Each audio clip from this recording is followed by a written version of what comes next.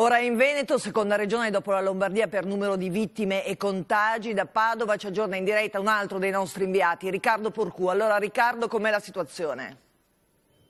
Sì, buongiorno, lo vedete alle mie spalle, la scena è quella consueta, si sta praticamente approntando tutto con queste 11 tende per la zona di pre-triage, una sorta di filtraggio per consentire su 2 canali diversi che le persone che dovessero avere dei sintomi che possono essere vicini, assimilabili a quelli del coronavirus, possano entrare qui, sia che siano sintomatiche o asintomatiche, ed essere visitate senza entrare al pronto soccorso e senza passare per malattie infettive. La regione Veneto è la seconda più colpita dal coronavirus, sono 98 i casi accertati, il dato è stato diffuso dal Presidente della Regione Luca Zaia, 11 in più rispetto all'ultimo dato che era del pomeriggio, 87.